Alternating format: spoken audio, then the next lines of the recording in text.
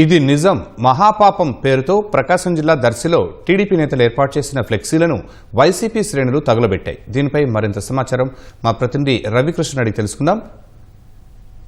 రవికృష్ణ, ఫ్లెక్సీలు తగులబెట్టిన అంశానికి సంబంధించి ఎలాంటి సమాచారం ఉంది? శర్మ, ప్రకాశం జిల్లా దర్శిలో తిరుమల తిరుపతి దేవస్థానానికి సంబంధించిన ఏ వ్యవహారంలో తెలుగుదేశం నాయకులు ఏర్పాటు ఫ్లెక్సీ వివాదం చోటు చేస్తుంది. పాపం నిజం అనే పేరుతో సిట్టు నివేదికలు వక్రీకరించి వైకాపా నాయకులు దుష్ప్రచారం చేస్తున్నారంటూ నెయ్యిలో కల్తీ జరిగిన విషయంపై ప్రజలను తప్పుదా పట్టించే విధంగా వైసీపీ నాయకులు ఏం జరిగిందనే విషయంపై సిట్టు నివేదికలను కూడా కొంతవరకు కోడ్ చేస్తూ తెలుగుదేశం నాయకులు ఫ్లెక్సీ ఏర్పాటు చేశారు. ఈ ఫ్లెక్సీ ఏర్పాటు చేసిన కొద్దిసేపటిగా వైకాపా నాయకులు అక్కడికి వచ్చి ఆ ఫ్లెక్సీని తొలగించి చించివేసి దగ్ధం చేశారు. దీంతో వివాదం నెలకొంది.